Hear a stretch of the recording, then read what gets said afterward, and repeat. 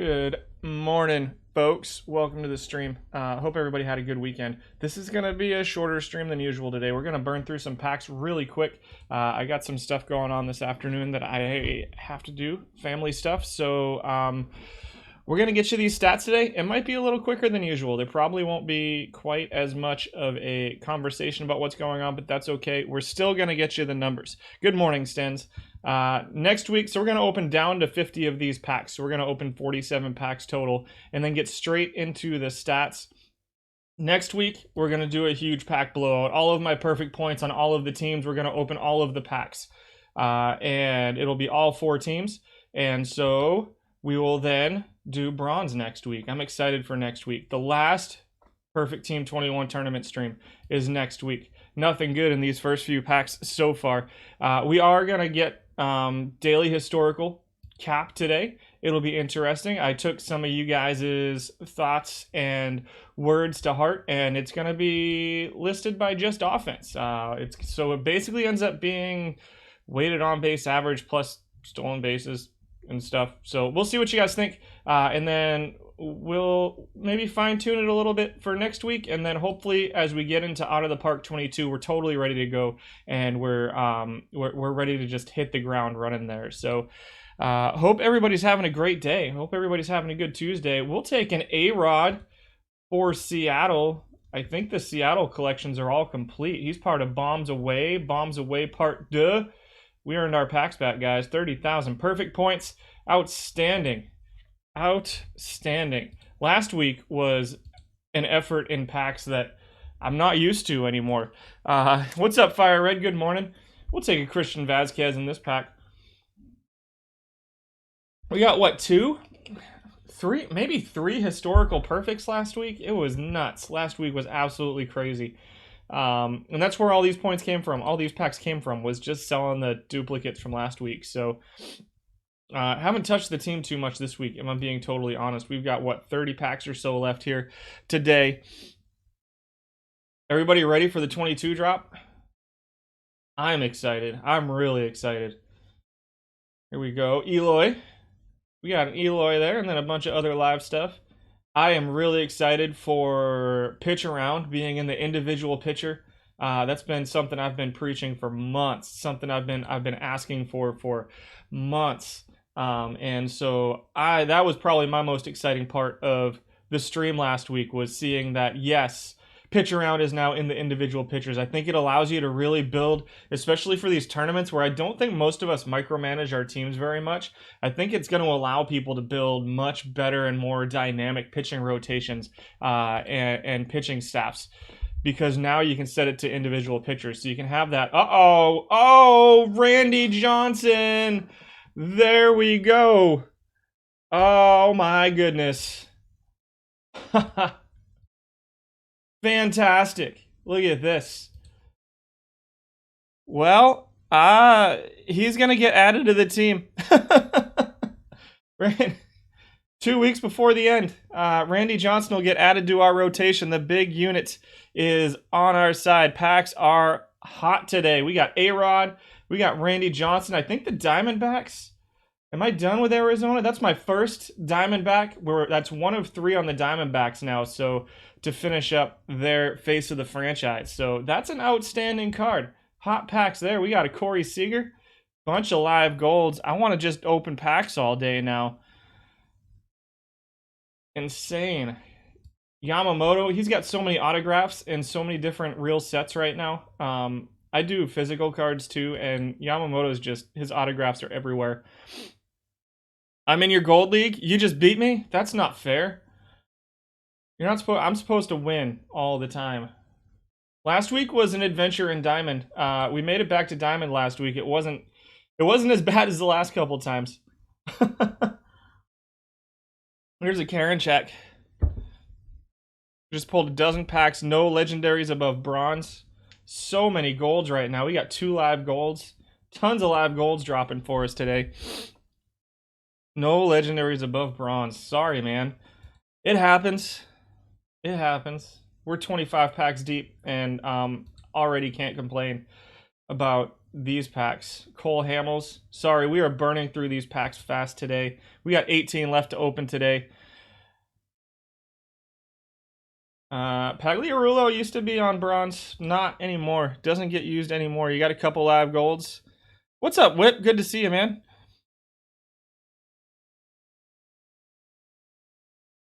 $15 packs left. These stats should be fun. I want feedback today. I want to know what you guys think of these lists today, because we got one more week to fine tune this stuff before Out of the Park 22. So Phil Hughes is a big card collector. If you don't watch his stuff, man, if you're into cards, watch his stuff on YouTube. You're gonna be so jealous. I can only watch him in bits and pieces because I get so jealous about it. He opens some crazy stuff. It must be nice to be rich.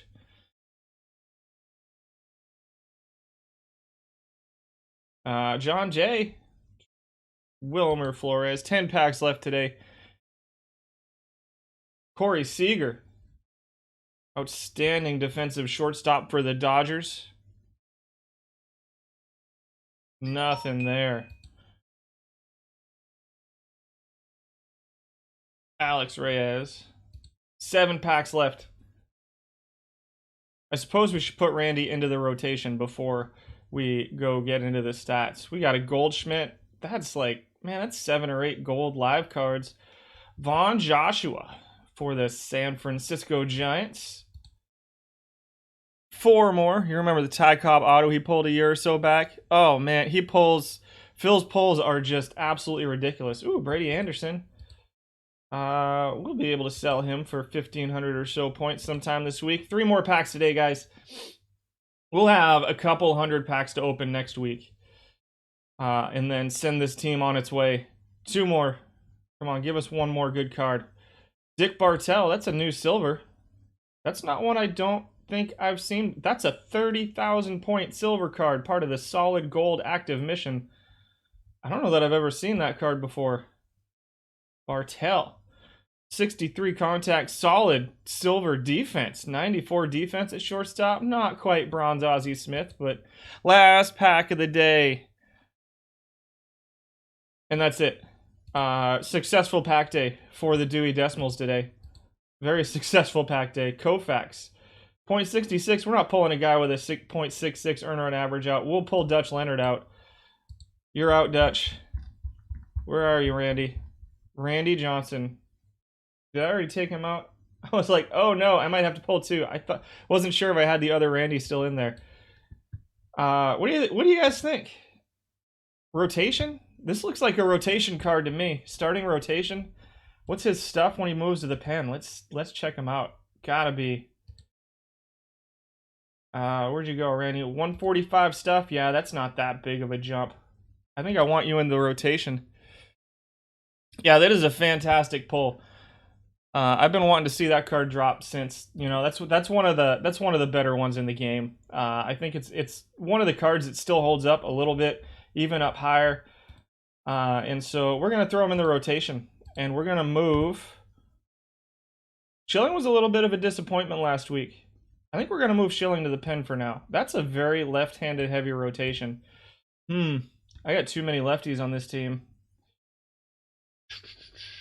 Ooh, Kershaw. They're all so good, though, here in gold. Let's just move. Let's just Schilling. Whoops. Nope, not a specialist. There we go. That gets us a righty into the pen, so that's nice. We got 50 packs for this team for next week. We'll have more. We'll probably sell that A-Rod. Maybe that silver card we just got, too. Maybe Hal to the pen.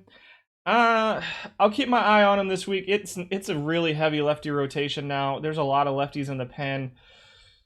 I'll keep my eye on it this week. I do have to burn through these. I've got like an hour to get through these stats for you guys today. So I'm going to apologize in advance for how fast we're going to get through this. And but we're going to get all this information out to you. We're going to talk about it a little bit. And then next week, you're going to have me all afternoon.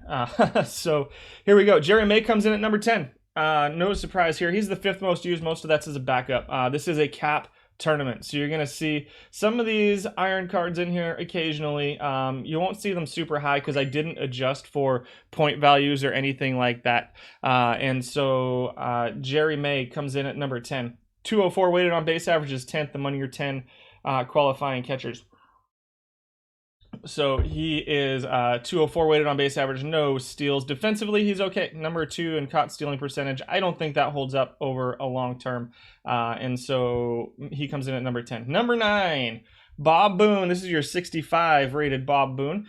Gets some play as a good, solid defensive catcher who can start for you. He's not going to be great with the bat, but he's going to play pretty well defensively.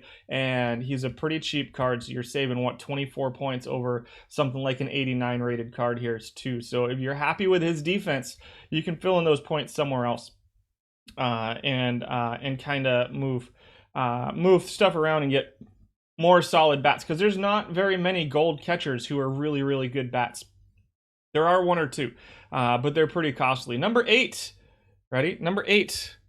If I want to sell that Hal, no, I'm holding on to the Hal because I'm trying to finish the collection for it. Steve Yeager comes in at number 8. He's a 52 rated card, 226 weighted on base average for him. Over the course of this period, 222 all time. Pretty solid defensively too. You got 75 ability, 84 catcher rating, just a 72 arm though. So he is okay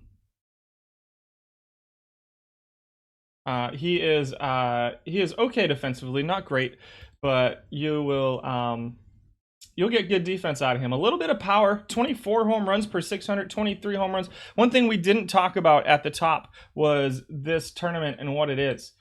So the daily historical cap, it is an era tournament. Sorry for bouncing back and forth here. So if we go to gold, it's a daily gold. 1942 is the year that the statistics and strategies are pulled out of. So, you're going to get a little bit more out of your starting pitchers in these than you will.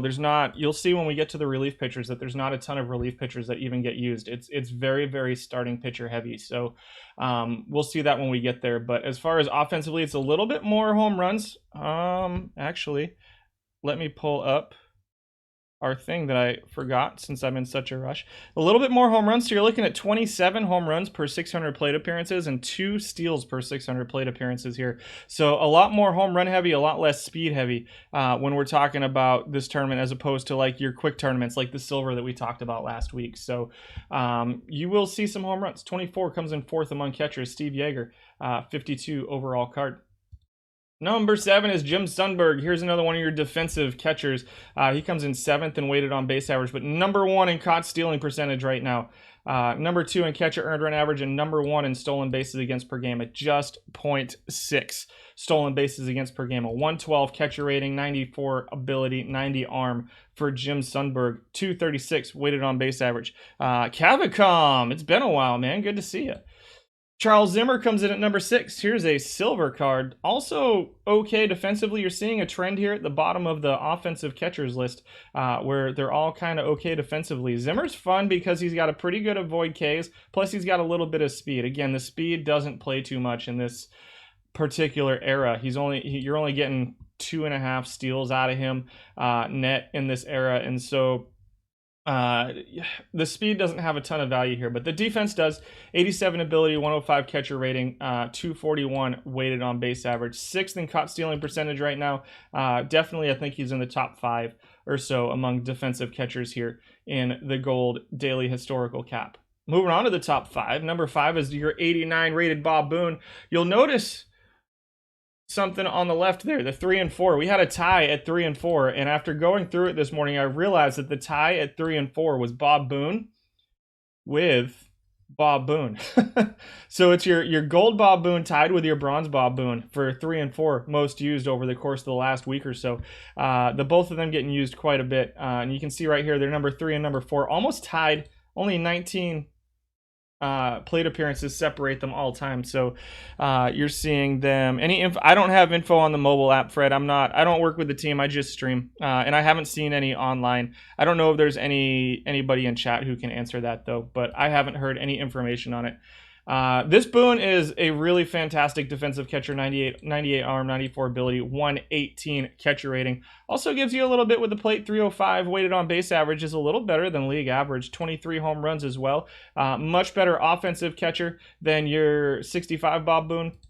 Defensively, a little bit better ratings wise, but I don't think it's enough to say, hey, if you need the 24 points, go with the 65. If you're trying to if you're trying to pick up 24 extra points. But he comes in number 5, pretty solid offensively, definitely better offensively. So if it's a position you're trying to get some offense out of and defense along with it, and you have the points to spend, throw 89 Bob Boone in there as opposed to 65. Number 4 is Deacon White. I love this card. I do not have this card yet. He's been impossible to find. He plays catcher. He plays first base, third base, right field, 4 different positions. This is, if you can fit an 82 rated card as your backup, this is it. Offensively, he's 4th among catchers. The caught stealing percentage at 40%. You can see that's really high. Everybody gets caught here. He, again, a little bit of speed. Good avoid case, dropping a 315 weighted on base average, just over 20 home runs. His catcher ERA is number 1. Again, that's kind of not something I pay a lot of attention to. And like I said at the top, for those of you who missed the top, I am not rating based off of defense this week because we're going to see how it goes and what you guys think going forward too. I am talking really fast right now. You have one of you want it on your alt. I don't know. We can talk about that offline. 84 ability, 73 arm isn't great. Again, you're seeing him like number 10, but again, steals is not that important here. I think the ability and the catcher rating is going to be a little bit more important than catcher arm in this format. But Deacon White also plays, you can see he's getting a lot of play elsewhere too. So first base, third base, right field, you're seeing almost 1,000 plate appearances in other positions too. For Deacon White. So he comes in at number 4 among catchers. At number 3, Walker Cooper, your 10th most used, 9th most used over this period, dropped a 318 weighted on base average on us. Overall is a 294 though. Had a really good week and 302 plate appearances this week. 221 batting average isn't great. 251 on base percentage isn't great either. Both of those are, well, you know, the batting average is right in line with league average, but all time you're seeing him outperform it a little bit this week. He does have a ton of power. Second though, just second among catchers in home runs per 600 at 47.75. Somebody hits a lot of home runs here, don't they? You have 3? There are 3 in the auction house? Gotcha. I didn't look today. I haven't looked for them recently. I kind of gave up a few weeks ago. And so it is what it is at this point. Number 2, this team wins occasionally, the team I have, so it doesn't need Deacon White. Number 2 is Manny Sanguillen. Another kind of okay defensive card, getting you a little bit of, you're going to see some on-base percentage here, some batting average, 264 average, 296 on-base percentage for him, almost 30 home runs, so a little bit of power. He's number 3 among catchers. All around, he looks pretty solid at 330 weighted on base average, ranks 3rd all time, 335 weighted on base average, 37.81 home runs per 600 all time for Manny Sanguillen at number 2. And your number 1 catcher for the daily historical cap tournaments this week was Yogi Berra. What? 54 home runs per 600 plate appearances. My goodness. 261 batting average, 289 on base percentage, number 1 in slugging OPS and weighted on base average this week. The problem with Yogi Berra is that he is definitely a step below some of those other guys defensively. You're looking at 14th all-time in caught stealing percentage. You're looking at 10th in stolen bases against per game. So if you're worried about caught stealing percentage, stolen bases against, Yogi Berra may not be the right guy for you. Also pretty huge splits. We didn't talk about splits on most of the other guys, but these are pretty huge splits versus righties, of which looks like 64% or so of starting pitchers and 62% of relief pitchers, or 81% of relief pitchers, are right-handed pitching. So very right-handed pitching heavy tournament here. Yogi Berra comes in at number 1 among your catchers with just ridiculous offensive numbers for him over the course of this week. Thoughts on catchers? I like You're probably going to need one of the 50 rated guys as your backup. The Jerry May, or maybe you can fit the Sunberg in there. It really depends on where you're spending points elsewhere. I do like Deacon White. The one thing that I do like about Deacon White is that he can back up multiple positions. So even as an 82 rated card, he can be effective as a backup because he can play every day at catcher, first base, third base, and in the outfield. And then you can have, really low rated backups elsewhere. So Sanguin's a pretty solid offensive catcher too. I really think White might be the way to go here though, at catcher.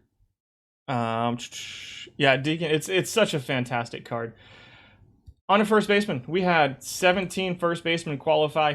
Edgar Martinez comes in at number 10. I'm a little bit surprised here. This Edgar is a pretty solid card. He does skew a little bit towards lefties with his eye and his avoid Ks, and then his gap power is a little bit higher. A little bit more power versus righties, a little bit more contact versus righties.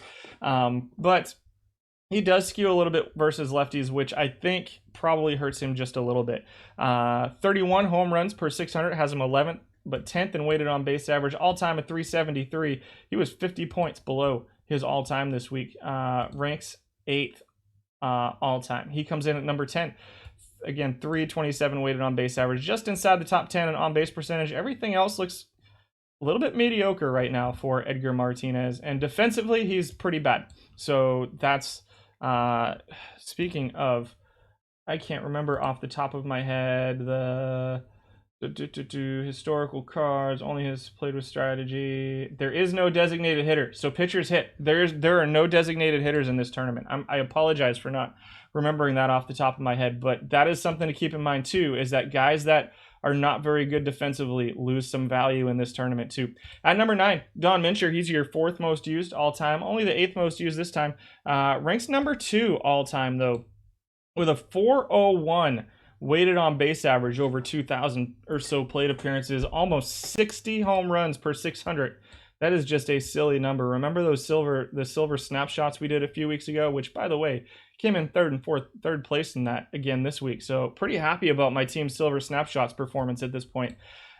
51 home runs over the course of this week, which is a drop down from before. Ranks 2nd all time does Don Mincher. Defensively, not great, but at first base, you can live with it. 63 first base rating, a 32 range, and a 39 error for Mincher is pretty solid. What's up, Bombers? Good to see you. Number 8, Steve Garvey comes in at number 8. He is your 10th most used all time, but didn't have enough to make it into the top 10 list for this reporting period.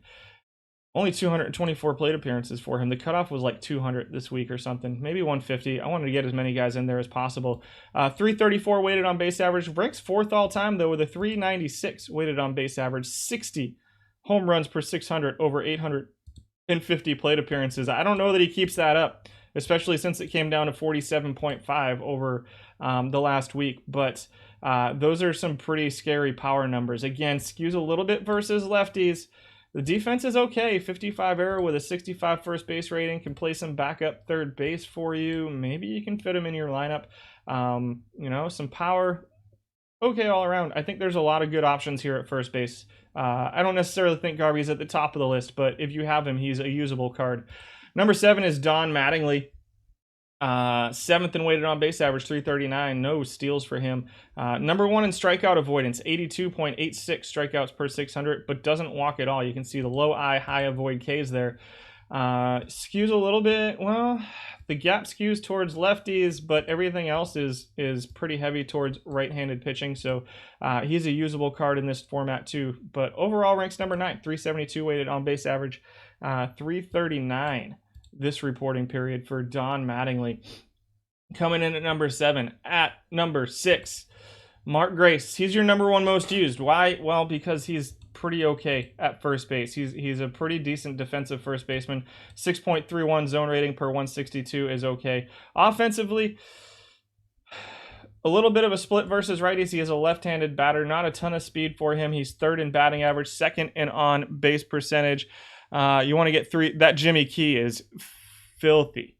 That Jimmy Key gold card is awesome.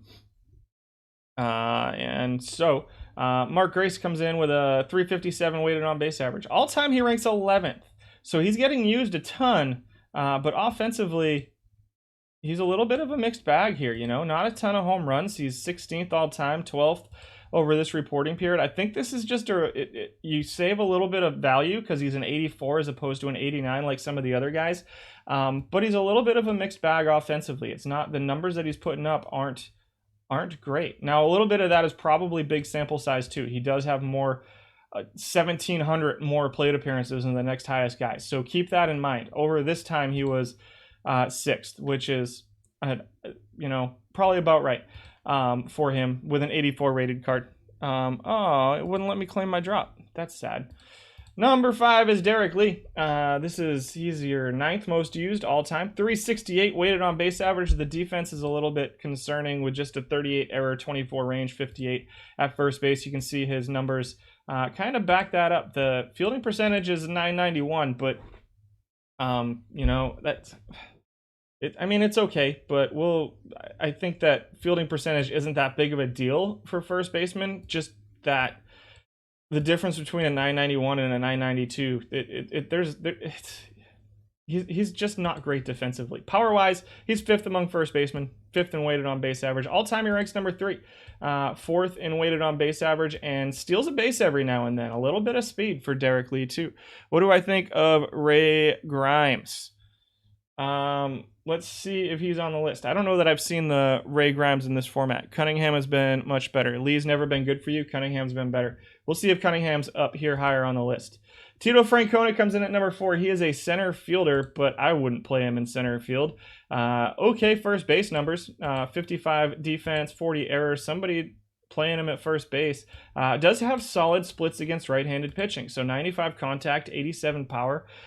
65 avoid Ks with a 48 I. You know, that's usable here against all these right-handed pitchers in this format. 379 weighted on base average and 46 home runs per 600 plate appearances for Tito Franconi. He is grading out to a 10.71 zone rating. I don't know that holds up. Again, we talk a lot about the defensive numbers and calculating them and how hard it is to calculate them, but Franconi is not the worst defensive first baseman out there, but I don't necessarily think he's going to win you games, which there aren't too many first basemen who are going to win you games anyway.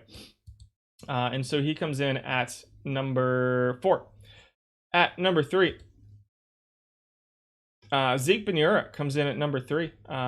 He is 100 power. You're seeing 58 home runs for him per 600 plate appearances, a 390 weighted on base average. All time, though, way lower than that. All time, he's a 360 weighted on base average with 50 home runs per 600. He had a really solid 800 or so plate appearance sample size this week.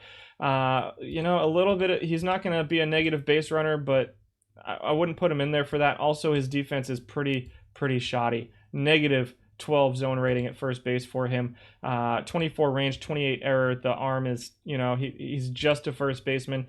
He's a phenomenal designated hitter. I don't know that I love him in this format of tournament just because that defense is so bad at first base. But pinch hitter off the bench, maybe. Who knows if he can fit the 87 rated card in there. But he comes out at number 3. At number 2 is Hal Trotsky, who's not even on the list. 242 plate appearance sample size, 394 weighted on base average, 62 home runs per 600. His defensive stuff doesn't look as bad as some of the other guys on this list. I mean, there's other guys on the list who look even worse than that. Grades out about average at first base defensively. All time, he's looking at a 390 weighted on base average and 58 home runs per 600 plate appearances. Lots of strikeouts, 143.51 strikeouts per 600, and the walks, he'll walk some. On base percentage, he's number 1 with a 334, all time around number 5. Hal Trotsky comes in at number 2, and your number 1 first baseman is Ripper Collins. Holy smokes, look at these numbers versus righties. He's a switch hitter, but he's got pretty huge power split, pretty decent gap split versus right-handed pitching. Defensively, he's scary. 31 error rating, 41 first base rating, 33 range rating. Number 1 in slugging, number 1 in OPS, number 1 in weighted on base average. All time, he's number 1 in weighted on base average against smallish sample size. Platoon Trotsky with Stalin. Interesting. Cunningham. We didn't see Cunningham. Let's check and see if we can find Cunningham. Deacon White at 11 among first basemen. Jeffries at 12. He's your second most used. But again, Jeffries is a 77, so you save 12 points of value. Marshall at number 13 among first basemen. Joe Cunningham comes in at number 14. 294 weighted on base average. All-time a 330 weighted on base average, which still has him 15th. Does have a little bit of power. Plays a little bit of defense. Does a little bit of kind of backup stuff for you there. And Wade Boggs comes in at 15, Sheely at 16, Vic Power at 17, and that should be it. Those are your first basemen here in gold. That is a small sample size. I totally agree. Those are some crazy numbers, though, in that small sample size. So maybe an idea to try them out. So Collins, those are really, really interesting numbers there. Again, the sample size is smaller this week than it was last week when we did silver, just because the data set is a lot smaller. But he comes in at number 1 among first basemen. Second baseman. 13 qualifiers here. We've got Frankie Fritsch coming in at number 10. Yeah, those all-time numbers are insane too. Again, those all-time numbers were not a huge sample size. It was only like 750 plate appearances or something. So keep that in mind. But I think that's one that I want to try out. That's a lot of offense. And my team that's trying to clinch a playoff berth in my online league is getting absolutely shut down right now. It's very, very disappointing. I am not happy with the way they're playing this week. Frankie Fritsch comes in at number 10 among second basemen. Defensively, he's 5th. If we were using defense, he'd probably move up just a little bit. But 10th in weighted on base average. A little bit of power here, 26 home runs per 600, but just 7th among second basemen. Not something we usually see for second baseman. He is 12th all-time offensively, 266 weighted on base average this week, 286 all-time. At number 9, Nelly Fox comes in at number 9, 294 weighted on base average for him. Right in line with his all-time, which has him number 10. Not a lot of power out of Nelly Fox. No surprise there. Defensively, he's 4th best. 500 plate appearance sample size for you here. The 5th most used second baseman here in this format. Number 8. Bobby Richardson, 71 rated card. So someday I want to throw ratings back in here for the cap tournaments to say, hey, Richardson gains a little bit of value for being a 71 rated card, but putting up some pretty good offensive numbers here. Number 8th overall at 297. All-time, he's a 292. Not great defensively. There's definitely better defensive second baseman out there than the silver Bobby Richardson, but he comes in at number 8. Who's that, Frank Bam? You love Bobby Richardson or you love Nelly Fox? Richardson at number 8.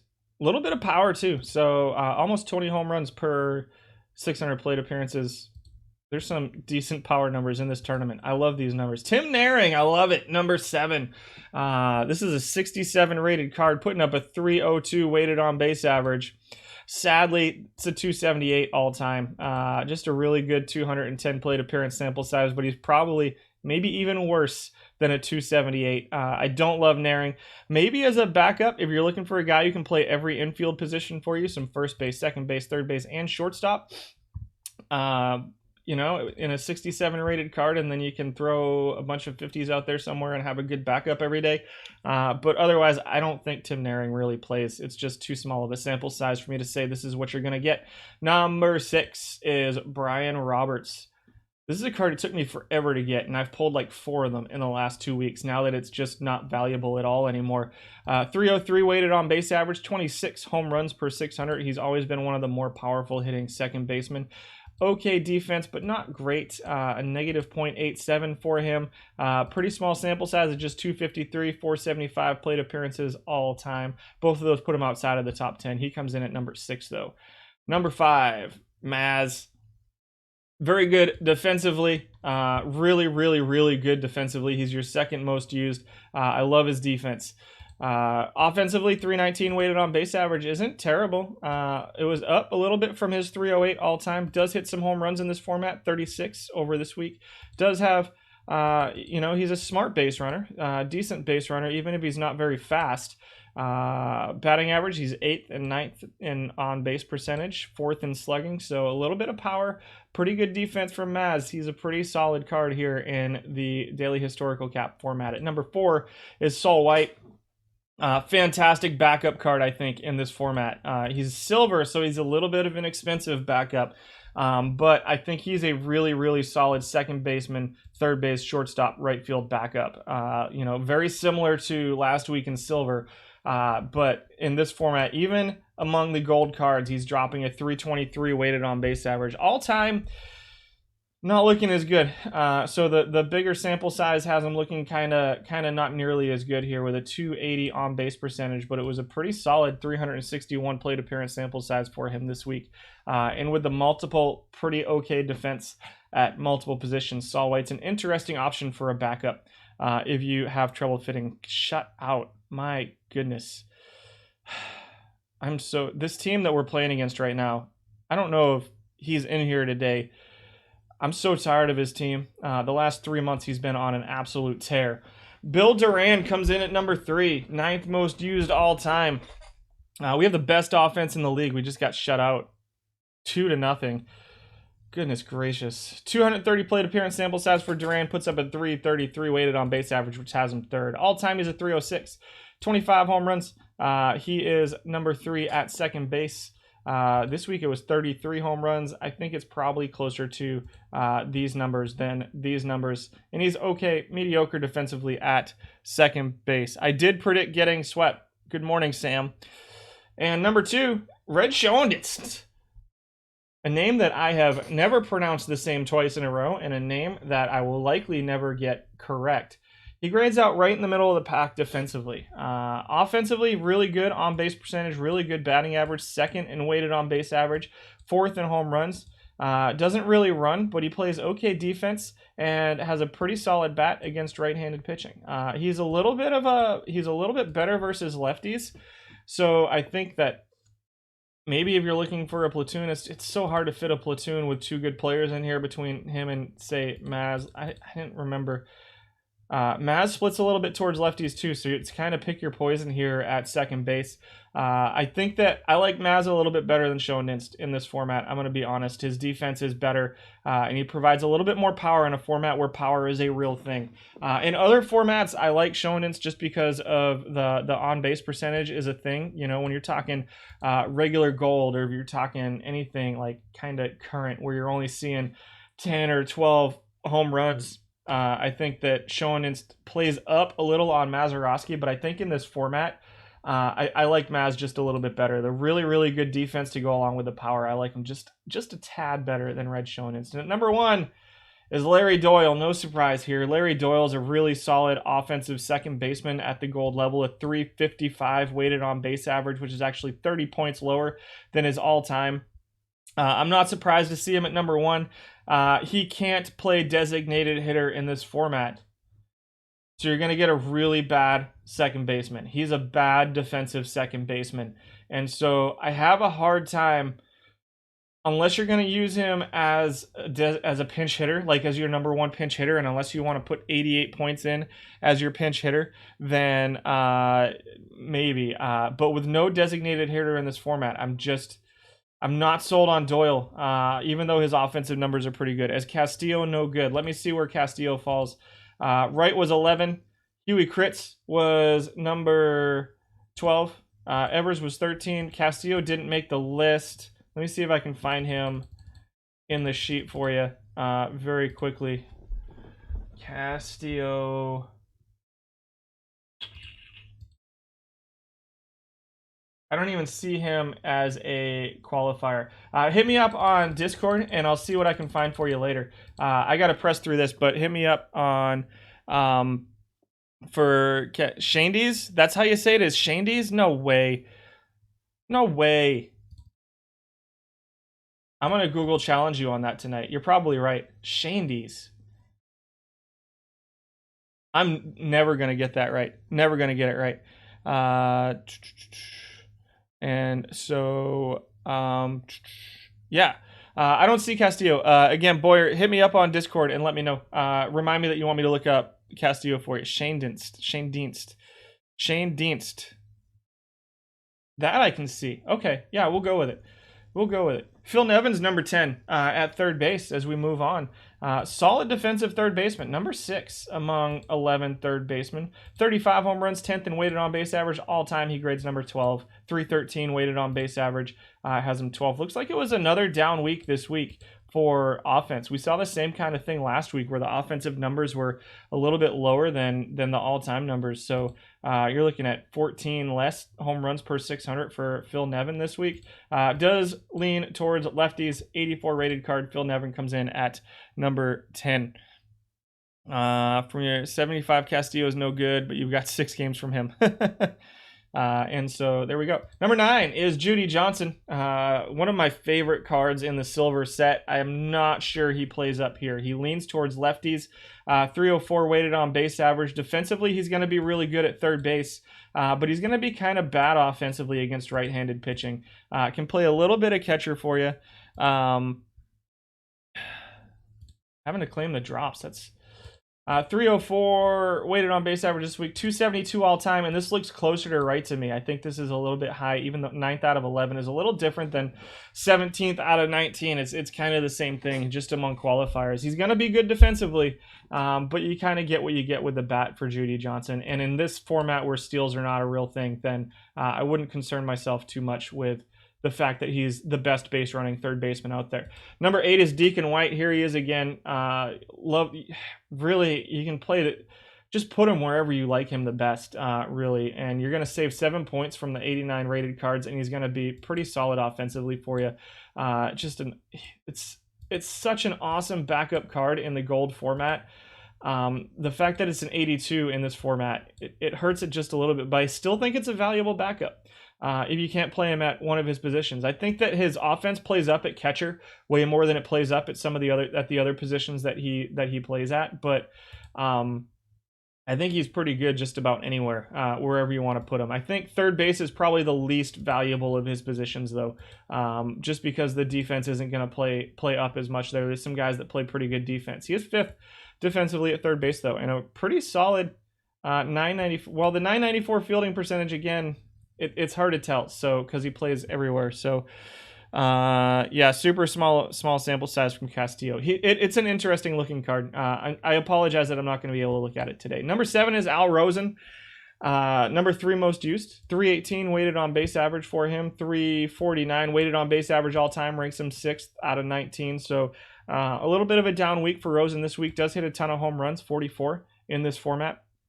And 6th in on-base percentage in this format as well. So will walk, which it's surprising to see him number 1 in walks and still only 6th in on-base percentage. So that tells me that his batting average is not great. We're seeing some good power out of him. 74 I with 57 avoid Ks. The reverse split there. Actually, that's the reverse split is on the power. Don't love the 74-57 versus righties. It's a lot of right-handed pitching in this tournament. So I like Rosen in a format that's a little bit more lefty heavy. And he's not going to be great defensively at third base either. So do you want home runs? You can get some home runs out of him here in this format. 11,000 last 7. Ouch. I just spent all my points on packs. Number 6 is Bill Spears. He is your 10th most used all time, dropping a 320 weighted on base average, but outplaying his all time by almost 40 points. Not a ton of home runs. The defense is kind of okay. It's not playing up very great. I'm going to guess some of that's him playing at shortstop and not getting the balls that he should while still being listed as a third baseman. So I think he's probably a little bit higher than 16th out of 19 at third base. But there's definitely probably a sprinkling of shortstop mixed in there. 80 rated card. Good splits versus righties. Let's see. Good gap, good contact versus righties. A little bit of power. Some I and avoid Ks versus righties. So if you're looking for a solid guy against right-handed pitching, he could potentially put up big numbers for you. He looks like a card that, if he's on, can really set your offense apart from other teams. But if he's not on, I think he can hurt you a little bit just because his defense is going to play down a little bit at third base. But okay, it's an okay looking card. Number 5 is Mike Lowell. Yukarin's not here today, so that's a little sad. Mike Lowell comes in at number 5 though. 321 weighted on base average. 354 all time. I think people might be hiding him versus lefties. That is a huge number. Although his offensive capabilities here are pretty okay. He plays okay defensively at third base too, a 55 range with a 91 error. The 971 fielding percentage is solid for a third baseman. And again, these numbers aren't bad. Sorry, the ratings aren't bad versus righties. Green above 55 in both I and avoid K. The gap is a little low. The contact's a little low. I don't love them, but they're not terrible. There's nothing that really stands out to me going, hey, this is something that's going to be exploited. But he definitely has the lefty splits, and in a format with 70+% of the pitching being right-handed. In a cap tournament, he loses a little bit of his value because you can't really platoon. It's really hard to platoon an 86 rated card in this format. I have daylight savings time before you. Oh man. Yeah, we're just burning through. And Judd Wilson at number 4 here among third basemen. He's your 5th most used, 328 weighted on base average, 319 all time, just under 20 home runs all time per 600 plate appearances. We haven't seen Lindstrom or Rose yet. Let's see if they're higher on the list. They're your 2 most used. Number 3 is Pete Rose, your number 2 most used. Number 2 in average and on-base percentage. Number 3 in weighted on-base average at 339 for him. A little bit of steal ability. Okay defense. I don't know that based off of what I'm seeing, I don't necessarily think he's the third best third baseman by zone rating. The error of 87 is pretty solid, so a 970 or so fielding percentage.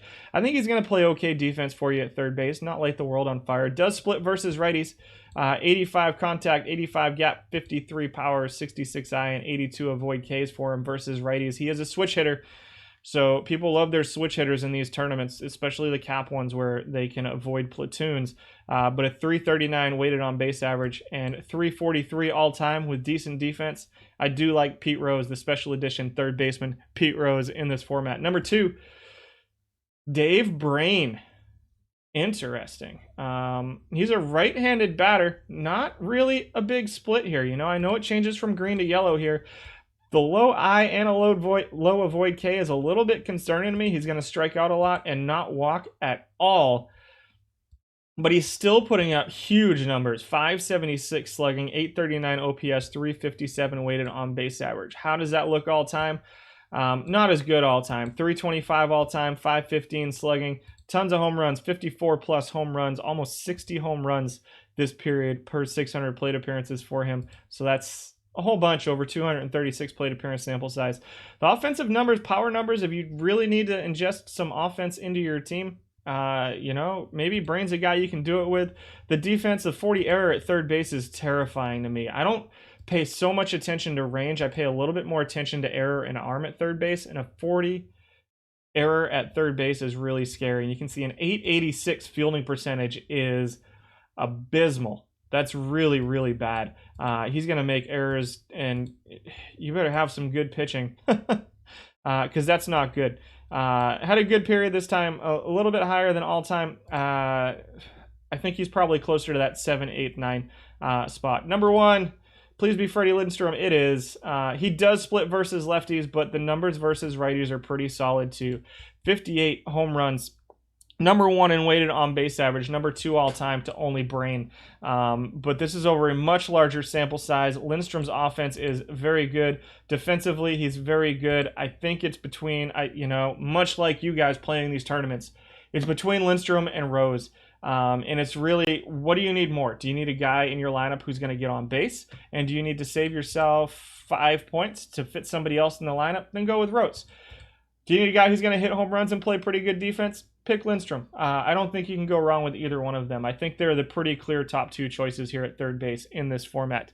Deacon White at third and punt catcher. Perhaps I can see that being a valid strategy. With a cap of 62 per player, and no bullpen, you're not going to be using the bullpen much. People are going to punt on the bullpen. It's going to be all 40s in the bullpen because they're not going to get used much.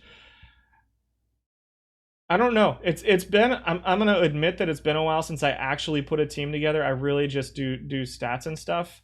And so, how hard is it for you guys to fit gold level players at all of your offensive positions here, because you're going to want good pitching. You're going to want good starting pitching because they're going to be used the whole game.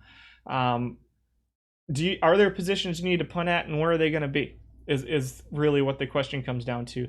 I think that, obviously shortstop, you're going to want somebody good defensively, but can you punt at catcher and throw a good defensive catcher like Lava or Bob Boone, 65 Bob Boone at catcher too? So who isn't that far down? So I think that, shortstop's probably Ozzy. Maury Wills at third base over White.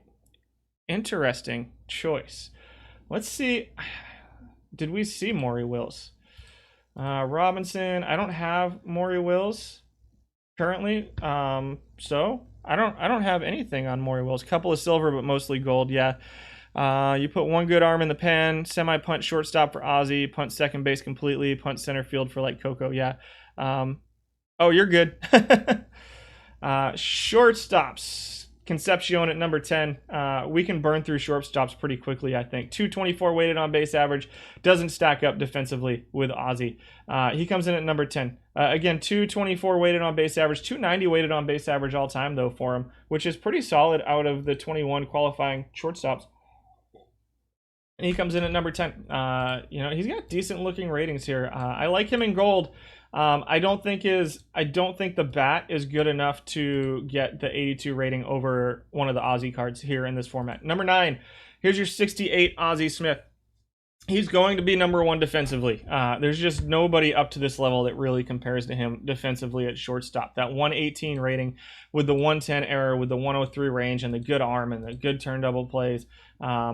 He's defensively, and you're saving 21 points. I really think he's probably still the way to go, even though offensively he's a bit of a black hole, like a really big black hole here. Once you get up facing gold pitchers, you're seeing a 180 average, but defensively he's just so much better for the value than anybody else. And if you're going to punt an offensive position, it's got to be Ozzy at shortstop. Number 8, 86 rated Luke Appling. 100 range, 99 arm, 99 double play, 77 error. Defensively, he just doesn't stack up. Offensively, he's not really not that much better. You're still seeing a 180, 167 average. There's just no reason to play this card over your bronze Ozzy Smith at this point, based off of what I'm seeing. Okay, defensively, this has always been kind of the next, until the 84 Ozzy showed up, this was always kind of the next step down defensively from Ozzy. But I think at this point, I just can't justify the 20 points for Appling over the 68 Ozzy. Number 7 is George Wright. 97 across the board here, 110 error. George Wright is if you can fit a silver backup in, or maybe even play George Wright at second base. I know we didn't see him on the second base list just because we're doing offense, and offensively he's not that good. He doesn't really stack up against some of those offensive second basemen. 261 weighted on base average for him, 4th in batting average at 234, 7th in on-base percentage at 261. Defensively, again, he's a tier behind those top couple guys at shortstop too. But if you can fit a guy in defense at 2 primary positions at a 72, then more power to you. This is historical 1625 cap. Yeah, it's a fun format, Emerald Blade. I agree. Number 6 is Maury Wills. So we talked just now about Maury Wills at third base potentially. So an 89 range, so he would be a very good defensive third baseman. I doubt there's too many. It looks like all of his plate appearances right now have been at shortstop. So, solid numbers, a 91 avoid K with an 80 contact against right-handed pitching. He is a switch hitter too, with a little bit of speed, but again, in this format, that speed just does not play up. There's a lot of people getting thrown out in this format, and not a ton of stolen bases. So that's something to keep in mind. Lots of strikeouts in this format too, so that avoid Ks plays up just a little bit too. I can see him being a solid guy at third base, but defensively at shortstop, again, I think that shortstop is one of the 2 most important defensive positions on the field, and I think that Wills just doesn't quite stack up. This is an interesting card. The second baseman, Maury Wills, the bronze was one of like the top 5 bronze cards for a while at second base, but this is an interesting looking card at third base for me in this format. So that's a good catch by, who was it that said it? Crash. So good catch there. Not a lot of people run. There's not a lot of left-handed starting pitching here. Next up, number 5 is your gold Ozzy Smith, another very good defensive shortstop here with a 113 shortstop rating, 101. It doesn't stack up to the bronze. And offensively, a 277 weighted on base average. Is that enough to say, hey, I'm going to take the 16 extra points and put the gold Ozzy Smith over the bronze Ozzy Smith? It doesn't look that way for a lot of people. This is a better card offensively than the bronze Ozzy Smith. Slightly. The on-base percentage is going to be better. You're looking at 40 points of batting average better. So if you have the 16 points to spare, I think that this one is a good choice if you can fit the 16 points. But the 68 is going to be just a little bit better defensively too. So it's an interesting choice, and it's a choice that a lot of people have to make. And it looks like, it's not a huge. It's split. It looks like most people are leaning the 68 right now as opposed to this one, but it's not a huge split. And I don't think it's an error either way, unless the 16 points prevents you from getting somebody good somewhere else. Number 4 is Fregosi, who's putting up a 292 weighted on base average, but just a 203 batting average. I wish this format had a little bit more too. It's just the daily. The nice thing about this tournament though is that the reward it's only a 32 team tournament, and the reward is 10,000 perfect points. So I love the quick ones that are packs, right? So you get 6 points, you can run packs all day. But the nice thing is if you get lucky and win one of these tournaments, now you got 10,000 points, you can do whatever you want with it. You can upgrade your team or do whatever. So I like the perfect points tournaments. I love the special edition card tournaments. But then the quick tournaments are the focus for most weeks for me on the stream, just because you can get the data so quickly on them. And then, so we're going to do, it'll go like quick daily, quick weekly or something for us as we do Out of the Park 22. But a lot of people are running Moyer and Burley as 1-2 now. That's true too. You are seeing some more. That Burley is a pretty good card. We'll see where he shows up on the list. Dick Lundy comes in at number 3 at shortstop, 321 weighted on base average, 336 all time, has him 5th. A little bit of speed for Lundy. One of the few guys providing a decent amount of positive net stolen bases. Just doesn't stack up defensively against the other guys. But he comes in number 3 offensively among shortstops. Number 2 is Miguel Tejada. Huge splits versus lefty is not terribly useful in this tournament. Just 459 plate appearances. Plays, again, the defense doesn't stack up, but it's not terrible. I mean, it's terrible, but it's not, ratings-wise, it doesn't look terrible. But when you factor in the fact that it's shortstop and defense is so important here, it ends up being terrible. Along with the left-handed splits, I don't see him fitting into too many lineups unless you're just really looking for a versus lefties guy. If this was a format that had a designated hitter, then Tejada looks really interesting versus lefties. But otherwise, I don't see a huge use for him, even though he's the 4th most used shortstop. Number 1 is Martin Prado. You're fibbing. 202 plate appearances for him, a 369 weighted on base average. Solid offensive numbers in a really small sample size. Not one of the lower rated guys, but for this week, put up big numbers. All time in 438 plate appearances, it drops a little bit. 1 in average, 1 in on base percentage, 2nd in weighted on base average. So 2nd all time. Again, we're ignoring defense. I don't see that holding up. I just don't. I really think it's between Ozzy and Ozzy here at shortstop. Maybe George Wright is a backup shortstop / second baseman if you want to go that way. We didn't see Belanger anywhere on this list. He comes out at number 11. This is your 49 rated Belanger who comes out at number 11. So he's your super punt shortstop guy. If you're looking to save another 20 points on the 68 bronze rated Ozzy Smith, then Belanger is going to be your guy. You're going to get really, really incredibly bad offense out of him. He's just not a bat offensively. So there is Belanger. Yeah, Prado backs up everything under the sun. It's such an awesome card. It's a card that is definitely in the bronze format now. It's just, I'm surprised to see it here in this format because there's some pretty solid gold cards, and for him to be putting up numbers like this in this format is interesting to me. He does have a little bit of a lefty split, so keep that in mind, but maybe interesting as a backup second baseman, third baseman, shortstop, left fielder. And then punt some, Vic Power at first base or whatever as your backup first baseman. But on to left fielders. Garrett Anderson comes in at number 10 with a 302 weighted on base average. Number 1 defensively, however, 21.44. This is a card that I've always wanted to see perform well, and it just continues to be disappointing offensively. The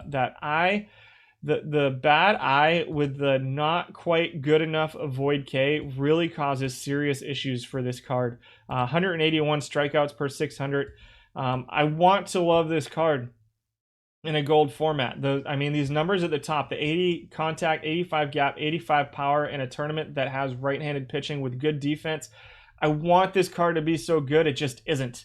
It just continues to be so disappointing. I feel like if it had like an 85 avoid Ks to go along with this I, or like a 40 I to go along with this avoid Ks, it would be a really awesome card. But because of the combination of low I and just slightly too low avoid Ks, it just doesn't play well. 6th in home runs, 9th in weighted on base average, not much speed, but good defense out of left field. I want it to be good. I really want it to be good. It's just not. Willie Wilson comes in at number 9, 10th in weighted on base average, but one of the few guys who steals, 27 steals per 600. That's pretty clearly the best we've seen so far. All-time 301 weighted on base average, has him 14th among right fielders out of 18. Weighted on base average, not great. Defensively, he's okay. You can see here, like the I is just a little bit higher, the avoid Ks, and it gives him a 282 on base percentage as opposed to the 230 from Garrett Anderson. Even though you swap them, the I coming up and the avoid K staying right in this same range. Wilson's offensive numbers look a little bit better. Who's that? Serve? I don't know. We'll see. He's not getting used much here in left field, but we'll see if we can find him. Number 8 is Rex Hudler. Decent offensive numbers, 327 weighted on base average. Defensively, he's grading out pretty badly in left field. It's a 44 rating in left field with an 86 outfield range. He's listed as a second baseman, so probably getting a little bit of play there. Maybe not. 488 plate appearances, doesn't show up on this list, so it looks like he's accidentally here on the left field list for Rex Hudler, getting some play out in the left field. It's between Holmes, Erstad, and Willie Wilson, it looks like, at the top of the left field list. So we already saw Wilson. Here's Brett Butler, who plays a little bit of center field and a little bit of left field. 722 plate appearances as a left fielder out of his 1,000 all-time. Grading out with a 338 weighted on base average, 274 average, 349 on base percentage. But all of those numbers are about 20 points, 15 to 20 points higher than his all-time numbers. Plays okay defense in left field. The error is pretty good. The arm plays up a little bit. 92 left field rating, so you can he's playable in left field. He definitely splits towards righties. A little bit of speed on the base paths. Kind of a well-rounded card that I think just loses some of its value in the format because it does get a little bit from this. But the I and avoid Ks are pretty good to go along with pretty good contact. You're going to see a pretty good batting average out of him. 254 is well above league average. You're looking at 30 points above league average. And a pretty solid on-base percentage as well. Just doesn't have the power numbers that stack up against some of the guys that are higher on the list. So I certainly don't think Butler's an unusable card. I think there's one of the things that's great about this particular format is you have a lot of options. Ricky Henderson comes in at number 6. Almost no splits for him. Really good speed. Not quite Willie Wilson type stolen bases for him. It's a smaller sample size. 4th in on-base percentage, 7th in batting average among left fielders, but the defense doesn't hold up, and with no designated hitters, you really need guys that play a little bit of defense. I think there's guys that give you a little bit better bat with comparable defense to Ricky Henderson. But again, it doesn't look like a terrible card. I think there's just better options out there, and that's one of the things that you start running into in these cap tournaments, right, is that instead of being gold and being like, oh, I'm just going to take all these 86, 87, 88s, now you take into account he's an 82, so you save 7 points, or maybe the silver cards or whatever. And so the amount of options just gets so much bigger, which is why these cap tournaments are pretty fun. But Henderson comes in at number 6. Number 5 is George Foster with some home runs, 60 home runs per 600 plate appearances. The home runs are real. So are the strikeouts. So is the lack of walks for him. for George Foster at number 5. He's not going to get on base very much, 213 batting average, 263 on base percentage, but he's going to smack the ball. Lots of home runs, pretty good weighted on base average at 342. Defensively, he's definitely a tier below some of the higher level defensive players too. So George Foster comes in at number 5. Number 4 is Kevin McReynolds, your number 4 most used guy. Decent defensive ratings in left field, solid power, pretty good versus lefties. Again, lots of righties, but you are seeing, like we're having in chat, Burley's starting to show up. Some of those other left-handed gold pitchers are starting to show up in this format too. So the lefties are lagging just a little bit behind, but I think you could see that changing over the course of a little bit of time. But, you know, get in these tournaments now and get some of those perfect points. 359 weighted on base average, 52 home runs per 600. Kevin McReynolds is a real bat at this level, but we're going to see a couple guys up here, I think, who provide just a little bit more offense for you. McReynolds comes in at number 4, number 5 all time. Number 3, Jim Rice. Not good defensively. 109 power with 76 contact versus righties, but man, how is he 4th in strikeouts per 600? That doesn't even make sense. This makes more sense. He's definitely closer to this than he is to this. There's going to be a lot more strikeout. That's not a lot of strikeouts for him over this week. But the power versus righties, you're looking at pretty good power, but he's going to strike out and never walk. The on-base percentage is going to be poor or worse. That batting average is probably going to be poor or worse too for Jim Rice. Also, he's a very expensive card at 88 to be a very one-dimensional card that isn't exceptional at that one dimension. But for this week, he came in at number 3. Number 2, Jose Cardinal. One of these guys isn't going to be on the list. Jose Cardinal comes in at number 2. A little bit of a split versus lefties for Cardinal, but versus righties, he doesn't look terrible. Decent speed. The defense is going to be mediocre at best, but you're seeing a solid batting average, solid on base percentage, a 372 weighted on base average, but all time he's 7th with a 353 weighted on base average. So he had a really solid week this week, putting up 30 home runs. And this might be, I'll be honest, this might be those left-handed pitchers starting to show up a little bit more over the last week because that power, this looks more like a guy with this kind of power than the 48, but he comes in at number 2 with a 372 weighted on base average this week. Number 1, Tommy Holmes comes in at number 1. I'm not surprised. Your punting defense, it's left field or right field. You can play him in right field too. And it looks like a lot of people are playing him in right field. It looks like he's getting a lot more play in right field than he is in left field. So we're probably going to see him on that list as well. More than half of his all-time plate appearances, it looks like, are in right field. So a 409 weighted on-base average, guys. That is far and away, but again, as a right fielder. Let's see if we can find Erstad. 58 home runs for Holmes. I'm going to talk about him more once we get to right field, though. Let's see if we can't find Erstad. He comes in at number 11, so very good defensively. He's number 2 behind Garrett Anderson defensively. 84 contact, 67 gap, 57 power. With some speed, again, if Garrett Anderson, I wish you had a 40i. I really think if Garrett Anderson had a 40i, this card would be awesome. But instead, Darren Erstad's, gives you some speed too. But you can see they're comparable. You're getting, I know Erstad's used number 2. Garrett Anderson should be better. Erstad's not that great in this format. I think left field is one of those positions in this format where you really have to pick your poison and pick what you're willing to take a deficiency in, because none of these cards are super well rounded, right? So Erstad's good defensively. Garrett Anderson's good defensively. Erstad's going to give you a little bit more base running than Anderson. Anderson should give you some more power, and does. So it's kind of pick what you want. And then you got Willie Wilson out there, who's a decent option too. McReynolds isn't a terrible option. It's Tommy Holmes. We're going to see who's available in right field that would play over there better than Tommy Holmes. And so I have a feeling that's what's going on, and why Holmes is good is there's somebody in right field that's better than him. Moving on to center fielders, minus 633. Yeah, it's not terrible. They're okay defensively. We won a game, I think. My team trying to clinch the playoffs this week, so that was nice. I wasn't paying that much attention. Williams comes in number 10. Ninth in weighted on base average at 305, 16 qualifying center fielders. Defensively, he's fifth. Decent defensive center fielder, but kind of mediocre at everything else. What about Dykstra? Liebold, Valo. Here's Valo at number 13, and then that's all the qualifiers. We'll see if Dykstra qualifies in center field, and then we'll see if we can't find him. Williams at number 10 in center field, 305 weighted on base average is ninth. Defensively, middle of the pack.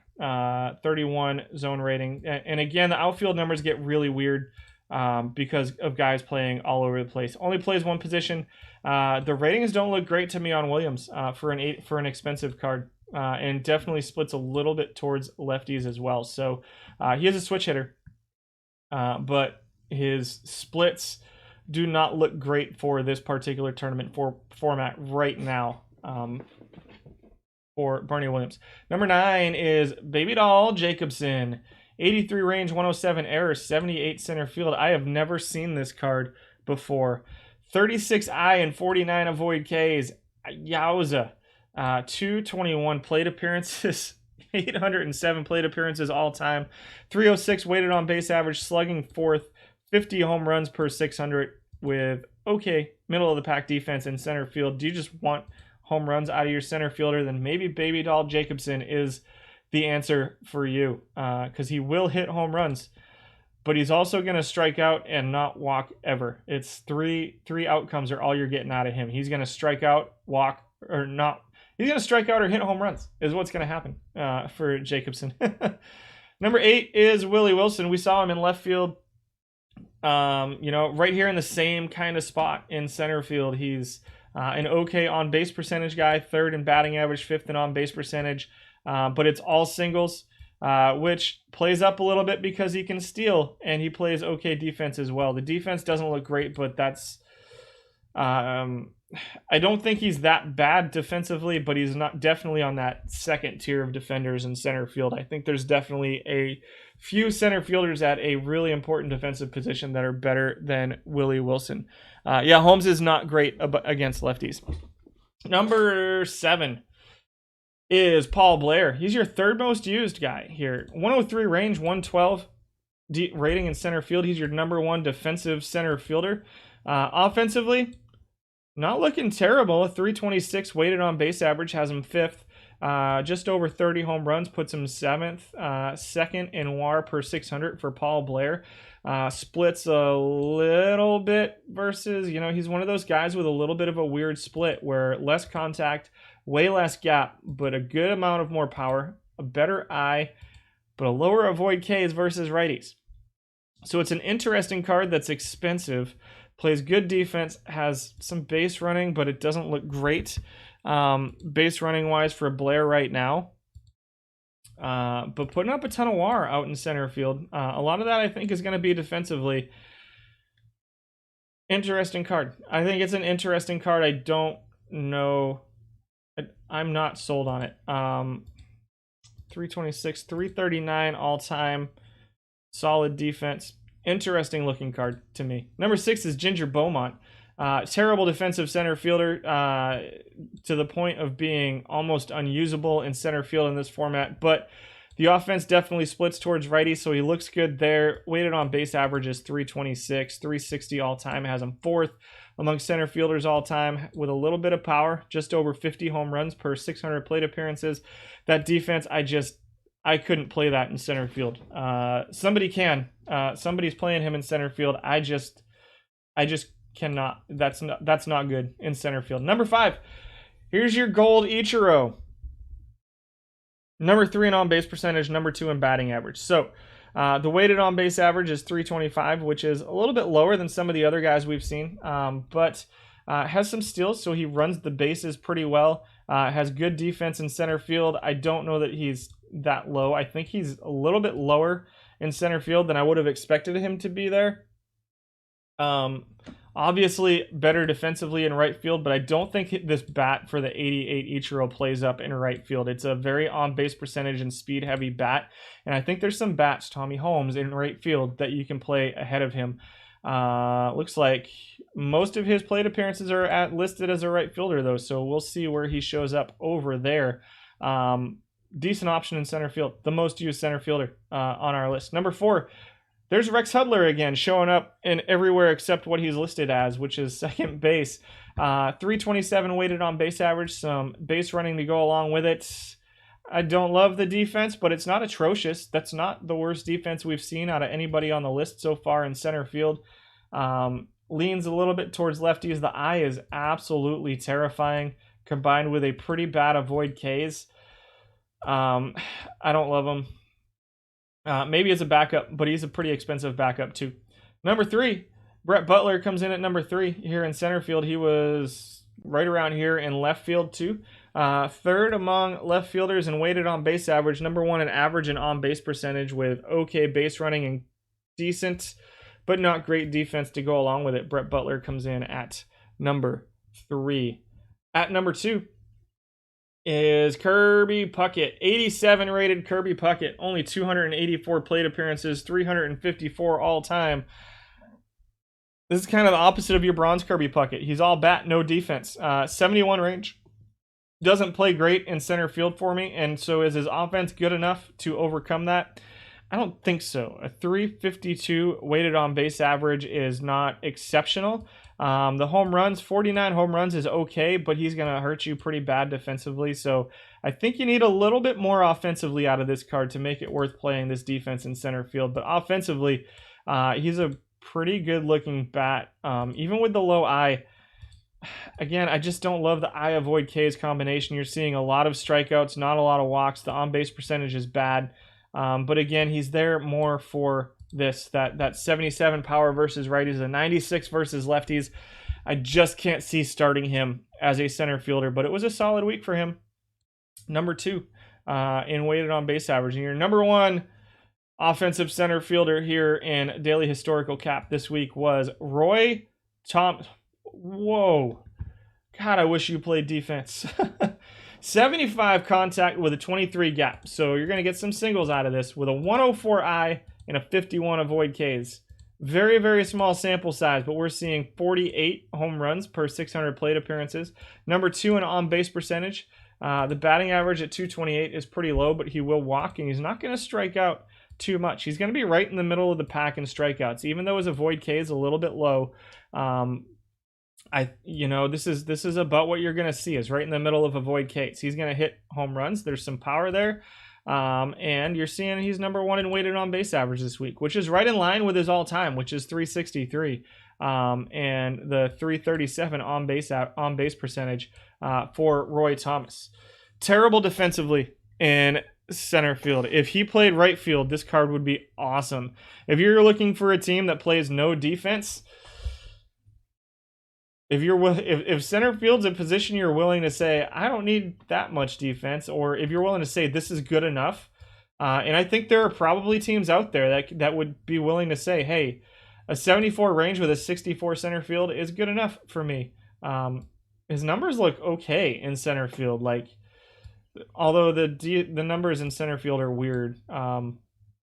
Interesting looking card, Roy Thomas is. So must be getting a lot of plate appearance. Where's your boy Ken Griffey Jr.? Let's go through right field and see if we can't find Ken Griffey Jr. Are you talking about which Ken Griffey Jr. are you talking about? Because I don't know him off the top of my head. You ran exclusively extreme ground. Yeah, if you're running all extreme ground ball guys, you got Dykstra at 11, Pinzone at 12, Grissom 13, Coco Crisp in center field at 14, and Jared Dyson at 15 with Kirby Puckett at 16. Is there a gold Griffey? I don't know if there's a off the top of my head. I don't know all 5,000 cards or so. And so this is a format that I'm pretty new to as well. So I don't know about the Griffey that you're talking about, because this only goes up to gold. So Griffey Sr. is silver, but I don't think there's a gold Griffey, Verticus, that would play in this format. I think all of the only Ken Griffey Jr.'s I know of are pretty high rated cards. I don't know of one off the top of my head that's a lower rated card. So Dykstra at 11 is surprising. Well, yeah, the thing with Dykstra at 11 in center field is that it's his bat. We talked So he gets a lot of his value from defense, and we decided last week we were going to go just offense this week and see how it went. So Dykstra at 11, I'm not that surprised because his bat doesn't really play up. It's especially in this format that's a very power-heavy format. I think that Dykstra's weighted on base average is going to be pretty low.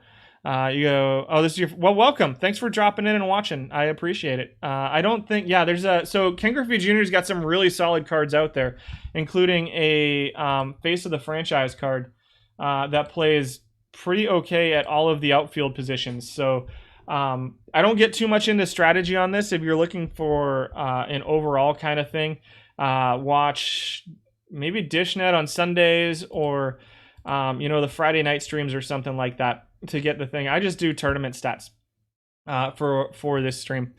Right field, Willard Brown comes in right field. Solid 75 card. Gonna hit you some doubles, some singles. He's gonna not strike out too much. 8th in walks, 6th in strikeouts. Number 1 in steals among right fielders. So he's one of, just 3 or 4 guys that are doing pretty well in base stealing. So weighted on base average at 319, has him 10th. Not very good defensively in right field, but right field's a position that we don't talk too much about defense at, but just keep that in mind. He will hurt you in right field defensively. Saving 14 points on him, though. Here's your Ichiro, grading out 9th in right field. So he actually grades up in center field, and I'm not surprised about that. It's definitely the kind of a bat that his defense is going to be number 2 in right field. He's pretty solid defensively in center field too, and his bat's going to be a lot better in center field. You see his bat with a 303 on base percentage, right? And the 262 average combined with a little bit of speed. And again, he loses a little bit of value in this format over the open gold format just because the base stealing isn't really there. And so that's something to keep in mind for Ichiro in right field. I like him better in center field in this format. I think you can just coax more offense out of your next choice in right field than you can out of your next choice in center field. So I prefer Ichiro in center field in this format. Number 8 is Reggie Smith. This is your 89 rated Reggie Smith. He's a 79 contact, 70 gap, 100 power, 59 eye, 52 avoid Ks. 11th in average, 8th in on base percentage, 8th in weighted on base average among right fielders. Home runs at 43. Just not quite enough to play up here in right field for Reggie Smith. Number 7 is George Foster. Bad defensively in right field, 18th. What are we getting out of George Foster? Because he's smaller sample size-ish. You're getting, if you can play him against lefties, he's probably going to be a little bit better. But a 342 weighted on base average, 213 average and on base percentage aren't great. But a 342 weighted on base average over 42 plate appearances, 60 home runs per 600 plate appearances. You're getting some power that you don't see out of some other players. So he's 3rd among right fielders in home runs. I think there are some bats that are going to be a little bit more well-rounded, but he's going to hit home runs for you. George Foster. Number 6 is Maglio Ordonez. How much does he hate this format? Big splits versus lefties. Still pretty solid. 353 weighted on base average, 43 home runs. 6th in average, just above league average, 10 points above league average. The on-base percentage of 303 is well above league average. It's a very power-hungry format, though, and his power just doesn't quite play up against right-handed pitching. I have a feeling that if this was a more left-handed heavy tournament format, this would be a fairly dominant card. I think that he would hit really well against, even if it comes up to like 50% lefties, I think he's gonna be pretty good. You can see as the lefties have crept. What are we seeing? So this week, yeah, it's 2% more lefties this week, which isn't really enough for me to say it's leaning that way, but 6th this week for Maglio. 12th all time. Doesn't look great against the right-handed pitching all time. Number 5, Billy Southworth, your 5th most used all time, comes in at number 5 this week. Overall, number 3. Another guy with the mid 50s to low 60s home runs per 600 plate appearances, so you're getting that power out of him. The defense is pretty bad in right field, but the avoid Ks, so you see that 37 eye with the 97 avoid Ks. Sorry, it plays him up just a little bit here. He is 4th in strikeouts, not going to walk a bunch, 12th out of 14 over the course of this reporting period. Again, just 327 plate appearances for him. Number 4, Carl Reynolds, not even on the top 10 used list at 265 plate appearances. So it looks like he's getting some play in left field and center field as well. Solid. We took the last 2 games. I think we just clinched the playoffs, guys. I think my league and my fictional quick start league and my online league just clinched the playoffs. Don't quote me on that. But our worst pitcher with a huge 3-1 win. Outstanding. Very, very happy. It's been stressing me out. Reynolds comes in at number 4. Good range. Good error. The arm is a little bit low for right field. Not getting played a lot in left field. I don't think he plays up in left field. Actually, I'm interested to see him among left fielders. He didn't qualify among left fielders, but I'm going to go back to left field in just a minute. Keep that in mind. 364 weighted on base average with 70 home runs per 600. That's a silly number with okay range and error. Interesting. Number 3, Bob Allison comes in at number 3. That eye and that avoid Ks with some good power. 59 home runs per 600 plate appearances, 3rd in weighted on base average. Number 1 in on base percentage at 334. Another guy that would love to get more lefties into this format. Range and arm are good. The error is a little bit low. Right field rating, he's going to be okay defensively in right field. Right field is really where the defensive numbers get messed up the most. Will walk. He's going to walk a bunch. He's going to be kind of middle of the pack, towards the bottom in strikeouts, but he's going to make up for that with some home runs and some pretty good power. Unfortunately, the walk-heavy weight on-base percentage isn't terribly helpful because of his inability to run. And so I discount that number 1 on-base percentage just a little bit, but he is a solid power-hitting right fielder, Bob Allison, at number 3. Number 2 is Willard Marshall. 86 rated, 77.14 home runs per 600 plate appearances. 73 contact. He's not going to hit any doubles. 115 power. This is a really interesting looking card to me. Okay range with an okay right field rating and a good arm. Again, the 45 error, I can live with that in right field. 404 weighted on base average, a 654 slugging percentage over 456 plate appearances. All-time 80 home runs per 600 plate appearances. Guys, this is a card I need to try out in this format. I don't know if I have this card. I'm going to try him out. I'm going to put a team together today, and we're going to try him out and see what happens. It's a smallish sample size, but holy smokes. Those are some crazy numbers. And number 1, Tommy Holmes in right field. I like Holmes a little bit better in right field. I don't know. I'm suddenly leaning Holmes in left field, Ichiro in center field, Willard Marshall in right field. This is a really, really intriguing card to me. But Holmes comes in at number 1. We already talked about him a little bit. He's going to hit 50-plus home runs for you in this format. He's going to have a 600-plus slugging percentage in this format. Solid batting average, pretty good on-base percentage. Weighted on-base average, he came out number 1. He's going to have more doubles than Willard Marshall. He's going to be mostly singles and home runs. It's going to and mostly home runs. You can see the lower on-base percentage, but man, that is a lot of power from an okay defensive player in right field. I'm really surprised to not see this card getting a little bit more play. We didn't even see Tony Gwynn. Let's see where Tony Gwynn is. Tony Gwynn came in at 11. Defensively, kind of top half.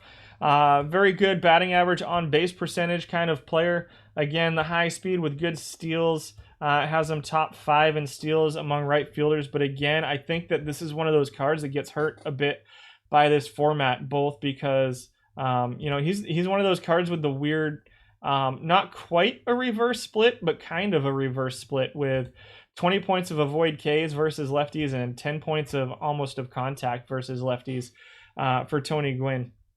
I love this card. I don't know that I love it as much in this format.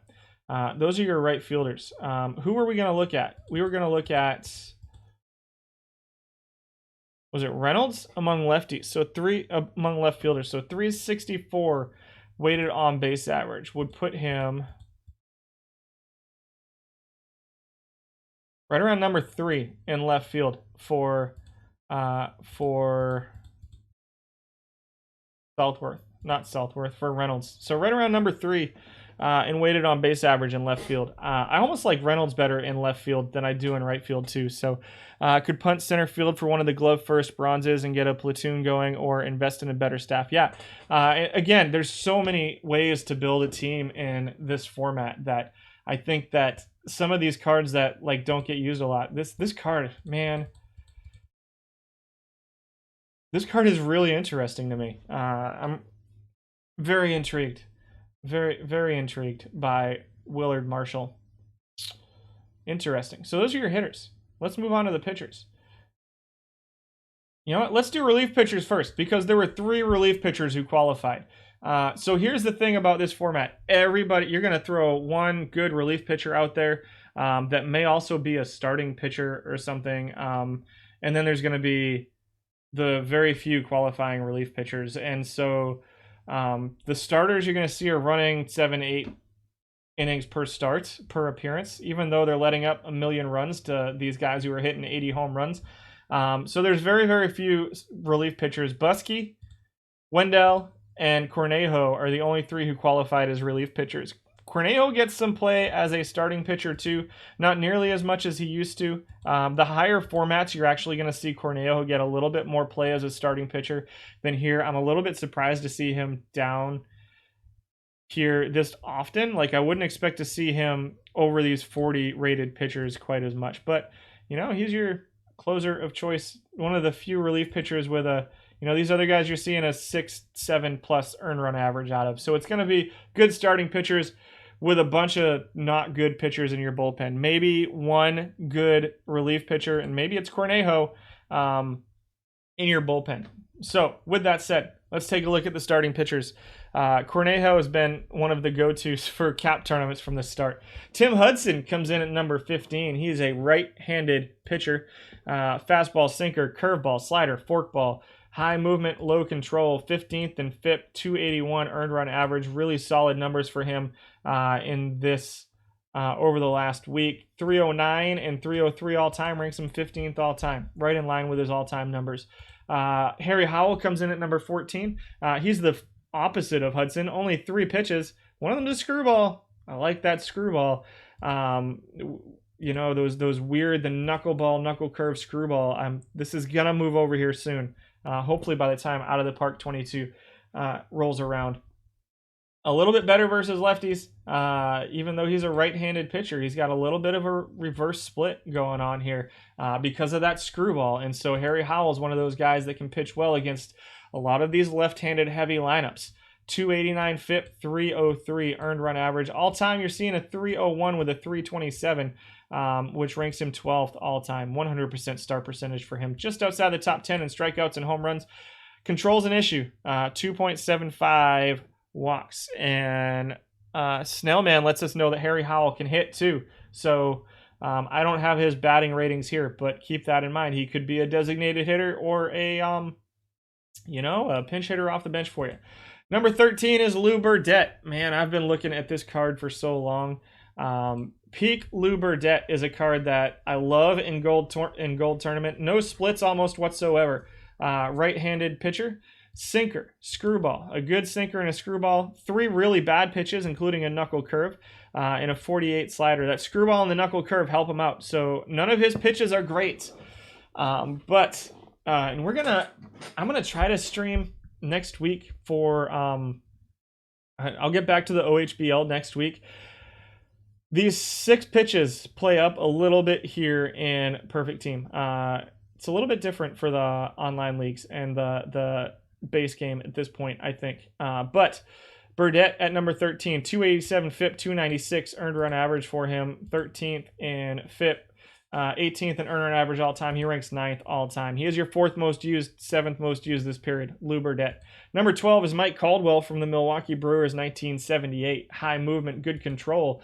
100 stamina, 92 hold runners, 63 fastball, sinker, changeup. Left-handed pitcher.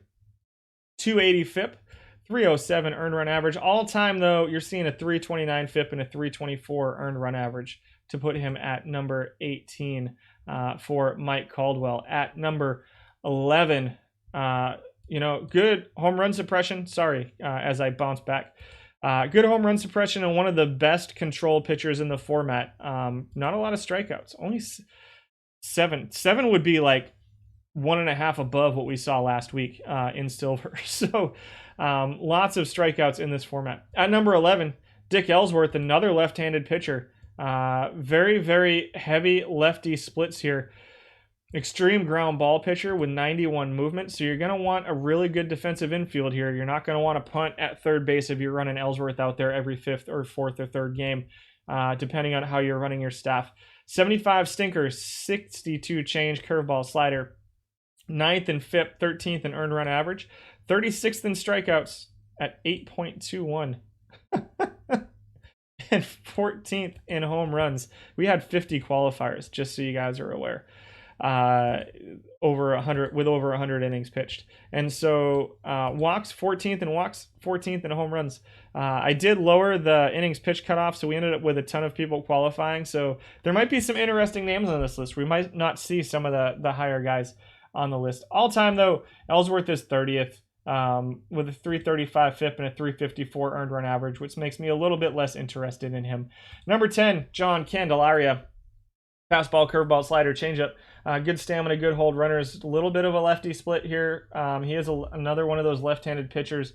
22nd in earned run average, but 6th in FIP with a 273 FIP. Pretty okay home run suppression, 1.22. Very, very high strikeouts, 12.17 strikeouts per 9 innings for Candelaria. 39th in walks. So control's an issue. Middle of the pack in home runs leads to an inflated earned run average just a little bit. All time, 8th in earned run average and 11th in FIP all time, over 358 innings pitched for him, ranking him 8th all time. Interesting for John Candelaria. Number 9, also a left-handed pitcher. You're starting to see these left-handed pitchers get a little bit in there.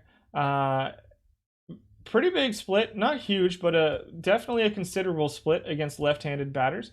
Fastball, sinker, curveball, slider. He's a ground ball pitcher, so ground ballers become effective here in this tournament format too because there's so many home runs. You can keep the ball down. It's going to help you out.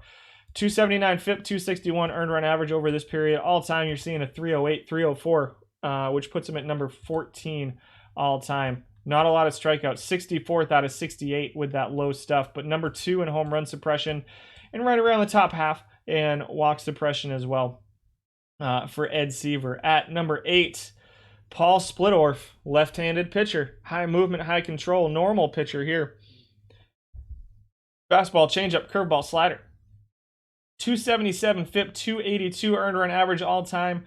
Puts him 3rd all time, over 669 innings pitched. He's not even on the list here. This period it was 263 and 286, putting him number 8 over this period. Again, another guy that's going to be lower in strikeouts, but good home run suppression with, again, top half of the pack and walks per 9. Once you get into the kind of 30s and 20s, everybody kind of goes smush. Everybody's like between 1.7 and 1.85 or so when you're looking at walks per 9 innings. So Splittorff comes in at number 8. Number 7 is Clay Buchholz. Oh, I love this card. Low stuff, high movement, good control, right-handed pitching. Clay Buchholz, 91 stamina, 92 hold runners. All-time 268 FIP and 299 earned run average puts him 4th all-time. Interesting. Could we see some more Clay Buchholz getting used in this format? Very, very good home run suppression. 3rd, 4th all-time in that. This reporting period, it was a 272 FIP and a 259 earned run average. Not a ton of strikeouts, but definitely the top kind of 3rd. And walk suppression is, right in the middle there, kind of middle of the pack. Lower end of the middle of the pack, so walks are a little bit of an issue for him, but home run avoidance tends to be the name of the game, and Buchholz is a guy who's doing that. 5 pretty good pitches, and that really, really good movement, helping Clay Buchholz out quite a bit. He's number 7. Number 6, Mike Hampton. He is 8th in FIP, 249 earned run average this week. Again, just barely made the cutoff, 101 innings pitched. All time, you're seeing 318 FIP, 281 earned run average, which drops him to, combined with his peripheral numbers. So strikeouts, he's right in the middle of the pack. Home runs, he's not even really top 10. And then walks are a serious issue for Hampton. He does have 6 pitches, but 2 of them are kind of mediocre. All-time, he ranks number 24. Even though his all-time earned run average is 281, the peripherals are not great. That's a 401 inning pitch sample size. So somebody's putting a pretty good defense out there behind Mike Hampton. He is an extreme ground ball pitcher too, so that's helping out with the home run suppression. He's number 6. Moving into the top 5. At number 5 is Christy Matthewson, 1905. Very high stuff. Very good control. Lower movement. Home runs, 20th in home run suppression. 65th out of 68 in home run suppression all time for Christy Matthewson. This week, over 149 innings. For whatever reason this week, he got it done. Home run suppression, cutting those home runs in half this week is really what got it done for him. A 247 earned run average, a 261 FIP. But all time, he's pretty bad. 372 FIP with a 360 earned run average. Again, 2.2 home runs per 9 innings is bad. Top 5-ish in strikeouts, but overall ranks 50th all time. So really solid week for him, but I'm not sold on him being any good in this format. That's screwball, man. Just the 3 pitches for him. He comes in number 5 this week. That is a huge change. That's might be the biggest I've seen over any of these lists since I've added the this week's splits. That is a really, really big, like a full 1.1 FIP and a full almost 1.5 earned run average over the last 150 innings. And that's half of his sample size. So it seems like he's one of those guys who's either, similar to like Vic Aldridge and Bronze, where he's either really, really, really good or really, really, really bad. Aldridge probably isn't the right one to pick for that, but trying to think of another guy who I've seen just pick it up that much. He hits as well. Interesting. That's really interesting to me to see that big of a change there. So number 4 is Johnny Schmitz. Ranks 25th all time with a 321 FIP and a 320 earned run average. This week it was a 285 FIP and a 208 earned run average over 100 innings. Not sold on it. That's a really small sample size. 6th in home run suppression. So he cut another guy who cut his home runs in half this week. Not a ton of strikeouts, kind of top half of the middle part of the pack. Walks are a little bit of an issue for him at 2.69. So he's one of those guys that if he's not letting up home runs, then he's probably going to be mildly effective, but he has a tendency to let up home runs. So Schmitz comes in at number 4 this week, but 25th all time. Number 3, Wilbur Cooper. None of these guys are showing up. We're going to have to find all of these guys. Wilbur Cooper comes in at number 3.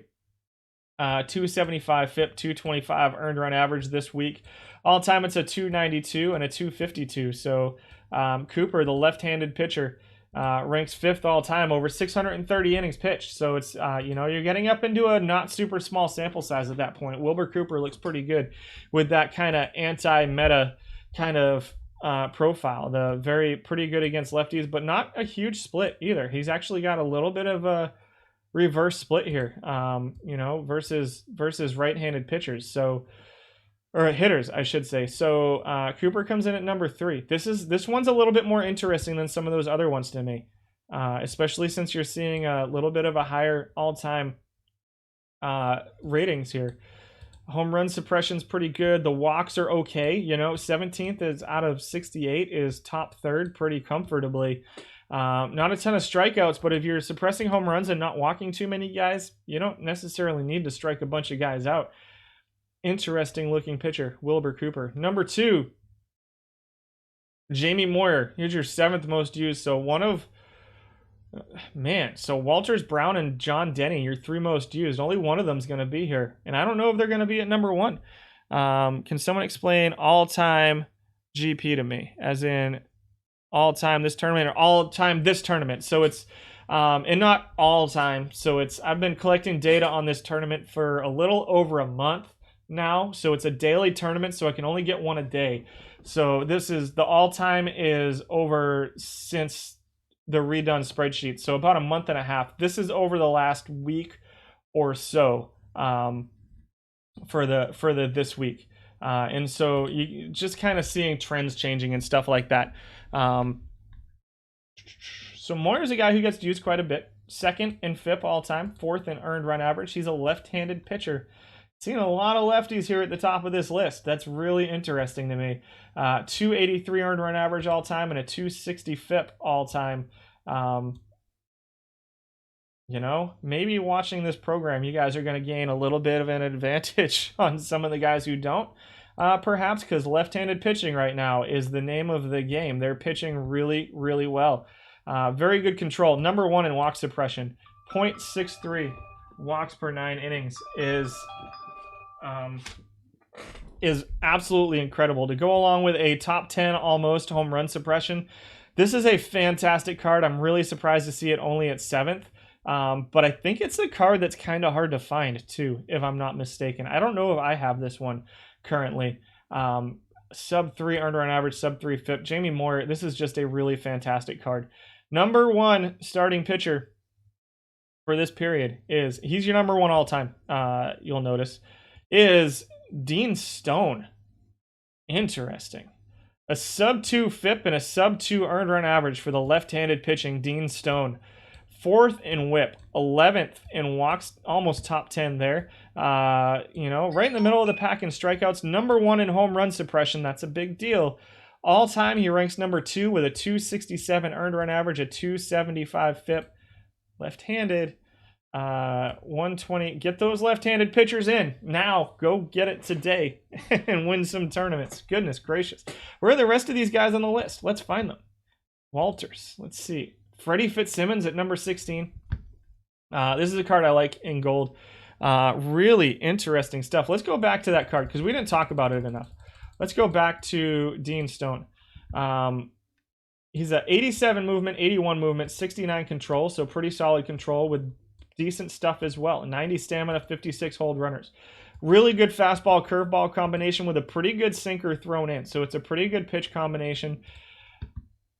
You know, not huge splits here. Definitely more effective versus lefties and versus righties, but it's not a gigantic split. The movement is considerable. So 6 points of movement against some of those left-handed hitting power hitters is going to be helpful. You got Moyer this week for 20K and Burley for 36. Man, that Burley card. Let's see if we can find it. John Denny, here's your number 3 most used. He comes in at number 17.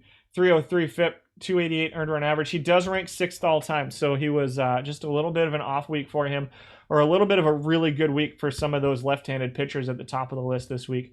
18 is Juan Marichal. High control, right-handed pitcher with a screwball, a pretty bad screwball for Marichal, but a screwball nonetheless. 19 is Monty Stratton. Where are you, Bucky Walters and Mordecai Brown? Doc Ellis at 20. There's Mordecai Brown, comes in at number 21. All-time ranks number 29. So it's kind of, man, guys, go get those left-handed pitchers into your rotations for tomorrow's Daily Historical now. Santana at number 22. Prim at number 23. So Prim's a left-handed pitcher who's struggling a little bit compared to some of those other guys. Ranked 16th all-time. But 314, 320... Maybe some of those other cards are just harder to get. Yeah, there's no DH, so there's a lot of people gambling with bad pitchers who can hit. Oh, gotcha, because Walters and Mordecai Brown can hit. Charlie Root comes in at number 24. One of my favorite iron cards. Oral Hershiser, where are you? There's Bucky Walters. 1939 Special Edition Bucky Walters. Yeah, he gets hurt a lot. Those are huge splits versus lefties. He does have that knuckle curve, but it's just not working for him in this format. Ranks 42nd all time. So those are your pitchers, guys. I wonder if Randy Johnson's pitched yet. I did miss my time cutoff, so whoops. Went longer than I wanted to. We ended up going 2 hours anyway. Let's see. We took a loss to the Raiders. Bucky is probably all right in the pen. Yeah, I can see that. RJ get a start yet? RJ hasn't started for us yet. Man, that is such a filthy looking card. I can't wait. I can't wait. We got 1 week left. This team's down to one non-perfect card. It's Sandy Koufax, who is hot or cold. When this 98 Koufax is on, guys, he is absolutely phenomenal. When he's pitching well, this card is awesome. For a team that hasn't put money into it and was packs only up until 2 months ago or so, a month and a half or so, I'm pretty happy with where this team ended up. Guys, that's the stream. You took 2 or 3 from me? Well, you're welcome. That's the stream. You want to open 50 more packs? So I was supposed to drive my daughter to school. My wife did it for me instead. Let's open 50 more packs and see what happens. We'll see what happens. Packs were hot today, so we'll close it out with 50 packs and see if we have fun. Was Burley even on the list? I didn't see Burley. Before we get into that, there he is, 28th. Burley is 28th, so 6th most used. 28th on the list, but ranked 7th all time. It was just a really bad week for him for whatever reason. 332 FIP, 332 earned run average, had him 30th and 28th. Somebody might be putting bad defense behind him over the course of this week, because he's still pretty good in home run suppression. Top half home run suppression. Control-wise, he's awesome. So those should lead to pretty good numbers, but 28th and FIP, it's such a tantalizing card with that super high movement and the super high control. So you're like, you can live with the lack of strikeouts, but I don't know what's going on with him. All time he ranks number 7th with a 306 FIP and a 315 earned run average. It was just a bad week for him this week for whatever reason for Burley. No problem. Yeah, no problem. Thanks for the feedback again. So I'm still kind of on the fence between the all offense and not using defense at all, and throwing defense back in there, but maybe using it less. So let me know what you think of that. We got all our bonus packs today too. So let me know what you think and whether you want me to add the defense back in. I think I like it like this because we can always talk about defense and then gloss over the guys who just missed the cutoff. I'm still playing around with qualifiers and stuff like that and how many plate appearances, innings pitched we need to qualify. I think it was a little bit low this week. I didn't think I had as much data this week as I ended up having. So I think that's kind of where we ended up with some of the lower sample size guys being near the top that might not necessarily otherwise be there. But I also want to have a sample size that's small enough that that we see guys that you may not see a lot, right? So I want to make sure we're getting a good sample. There's that 66. Man, this is a power hitting not catcher in the bronze level. He was when he came out when power started to be a little bit of a thing in bronze. It's still not a huge thing, but it's more than it used to be. Cavicom better save up that 4K for Mordecai Brown. Quiet packs to start with here. We'll see if we get anything good. We need another perfect card. Maybe get that perfect Clemens for the 3rd time. I've had perfect Clemens drop twice on this team, and I sold him both times. I could use a perfect Pedro. Wouldn't it be awesome if the last week I get perfect Pedro, finally? My dream card. Since, I'm never going to have the face of the franchise, Pedro. Tyler Alexander is interesting at the iron level. Surprised to see him not qualify this week for these. Perfect Smoltz.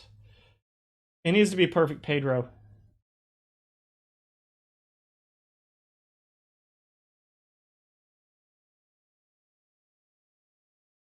We got just under 30 packs left. Sorry, I'm not talking as much now. There's Greinke. One of my favorite players, guys, of the 20th century.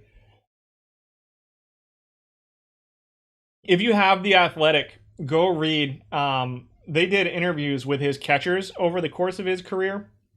And it's like, man, it's just them talking about random conversations that they remember having with Greinke like 10 years ago. It's one of my favorite personalities in all of sports. And to know what he went through when he was younger, like in the early 2000s, when he was struggling so much with his anxiety, just what an awesome story. he's got to be a first ballot Hall of Famer, and I might go to his Hall of Fame speech.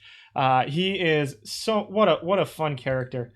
What a fun character. All of the stories are great. If I put all that, yeah, probably. You're absolutely right. But I'll be honest, a lot of the packs I've opened have been because I pulled hundreds. I haven't put money into the team. There's another live diamond, Flaherty. Interesting. 75 Moise Alou. We're done with Miami Silver.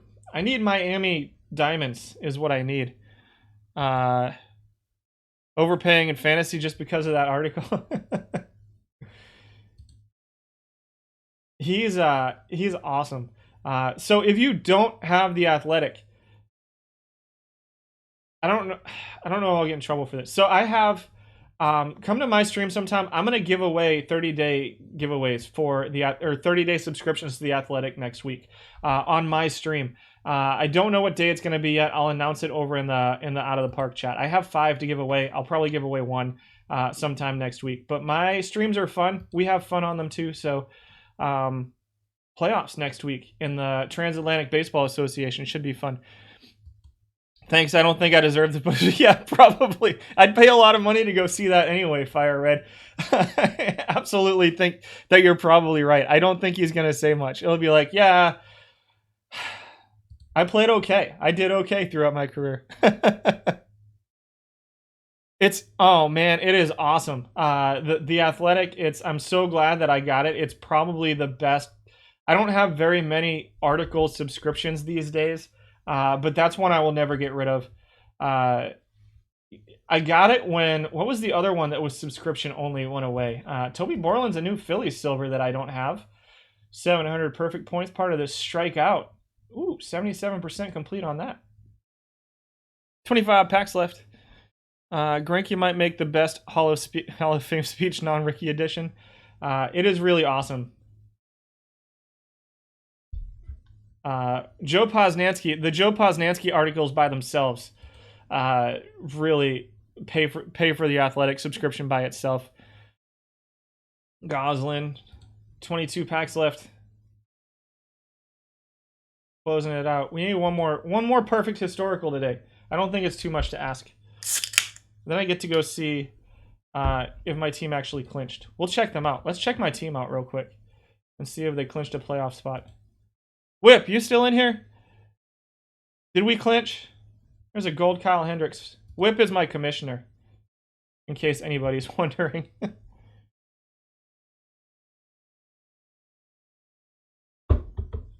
Odorizzi. I keep waiting. I keep waiting for him to turn into the pitcher I want him to be. He was on my fantasy team 6 years ago. Corey Kluber signed with the Yankees, so I hope he fails this year. We clinched. Awesome. Thanks, Sam. Ben Chapman for the Yankees. That's a new card. 1,200 points. Silver Yankee. Valenzuela. That's an interesting looking silver card. 62 contact, 63 power, 63 eye. I wonder what the avoid Ks is on that. Not much defense, but he's right field. That's an interesting looking silver card. He's a snapshot. Was he one we saw? Did we see him on the silver snapshots a couple weeks ago? Yeah, it's a fictional league. I play in 2 online leagues right now. I stream them Mondays, Wednesdays, sometimes Thursdays and Fridays, depending on what's going on. It should pick up soon. I'll be streaming a bit next week, hopefully, because the kids will be gone. Down to 10 packs left. Getting dangerously close to not getting anything good in this set of 50. Jared Hughes retired, guys. So no more crazy eye pictures from Jared Hughes. I read an article. He's got so many hilarious pictures out of there. I noticed it 4 or 5 months ago. I was like, what just happened? Where did this picture come from? Apparently it's a thing for him. It's to make goofy faces for his official photographs. And he just retired, so that's sad.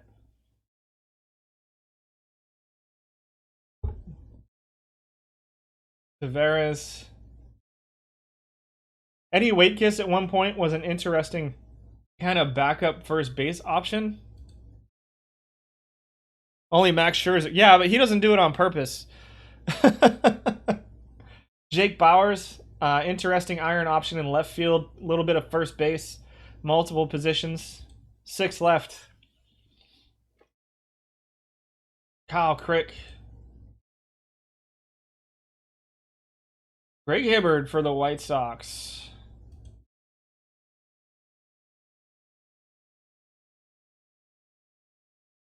Harvey Keene. Third base, left field. You got Trevor Williams here. Let's see.